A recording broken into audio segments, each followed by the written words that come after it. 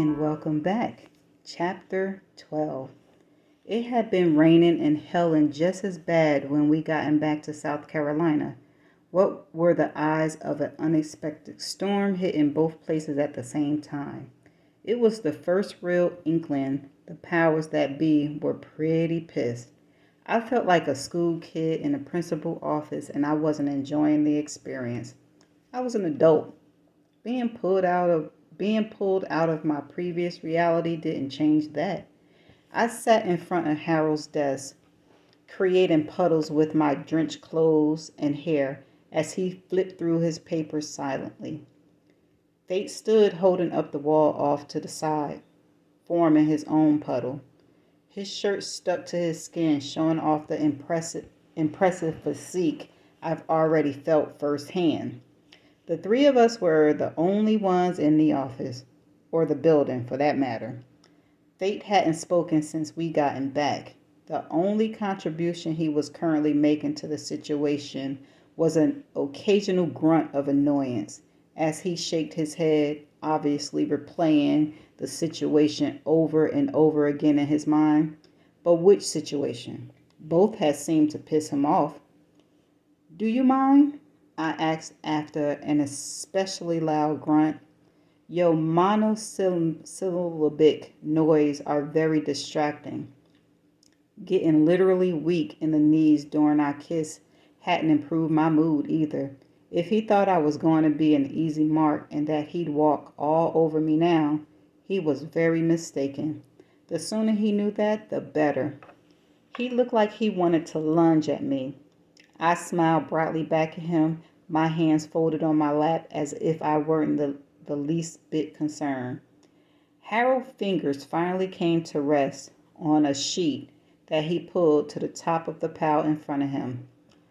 "I've been informed you went off plan. What happened tonight cannot happen again." "Sure," I said and waited to see if either of them realized that wasn't technically an agreement. It was more along the lines of, "Sure, I understand how you would feel like that. If needed, I'll do it again the moment I left this office and wouldn't hesitate for even a second." What else was there to do in that situation? That brute would have killed that poor woman and left her children in foster care. If I was Karma, even if it was only for a short time, I was going to do what I felt I should. Unfortunately, such thoughts didn't help my current quandary. Time to unload some of this responsibility if possible. "I was surprised I even could do that. Maybe you should have informed me of how surprisingly strong I am. This might have been averted if I had more knowledge." "You leap on the guy's back."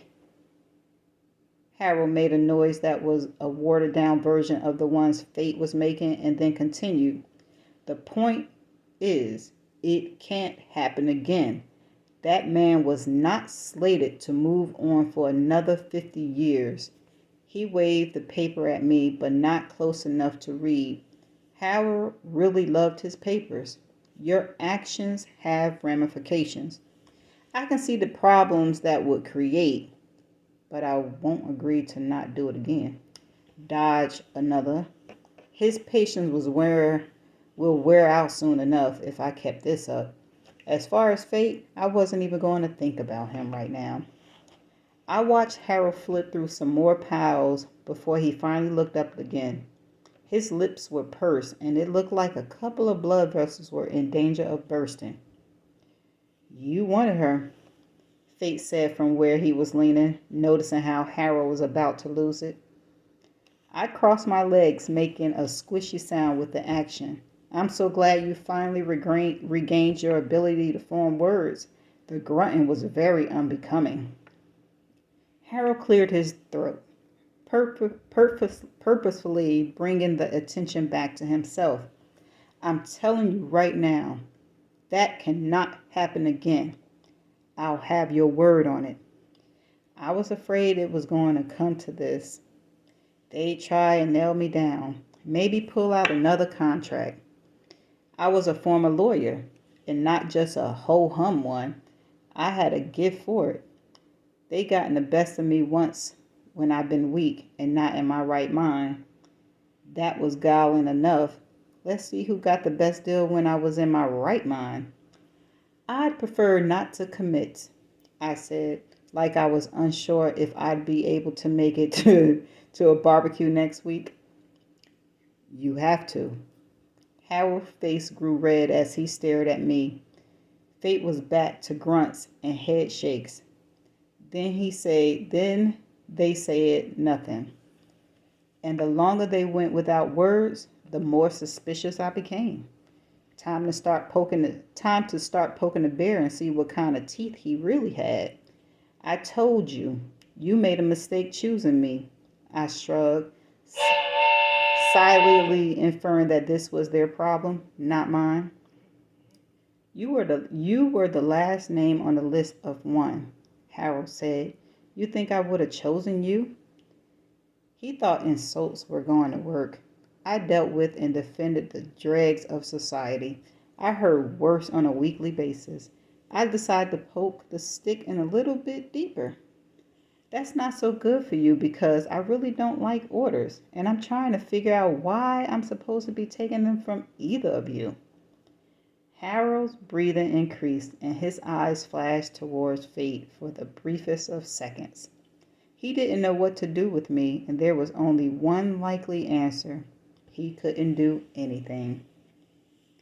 I reclined in a chair and swung my arms off the back just to rub it in because I didn't particularly like Harold or the way he treated people.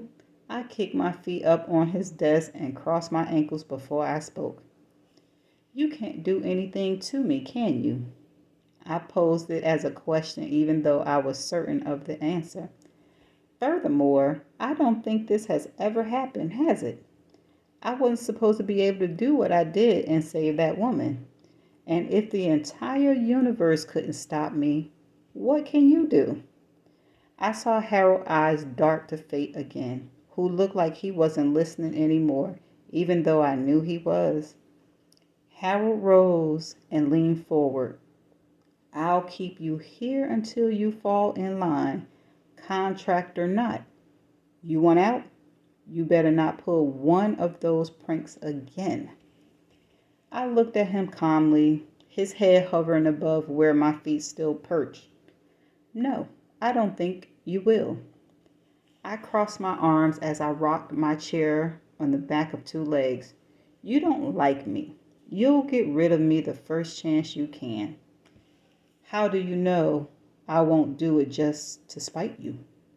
I laughed a little before I answered. That's an easy one.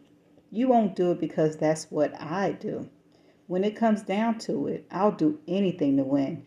And you and me, I pointed back and forth between us, couldn't be more different. Harold was practically huffing now, but didn't try and deny it. He stood over his desk while I continued to recline. Our silent standoff was finally broken by the sound of Fate's laugh. Why are you laughing? Harold demanded. 'Cause she's right. He nodded in my direction, but never actually looked at me. Now, gentlemen, I'm exhausted and need to get some sleep if you don't mind. I stood and walked out the room, digging out my phone to call a taxi since Fate had driven. I left the two of them to discuss me in private while I exit the building. I was standing out front by the curb, the phone pressed to my ear when Fate came out. He grabbed it from me, closed the lid, and handed it back. I'll drive you, he said calmly. He started walking to where his car was parked, waited for a taxi 10 minutes and be home by then. I followed him to his car. He didn't speak until we were on the road. You came very close to crossing a line tonight. I thought he was calm. I might have been wrong. Do not mistake me for Harold.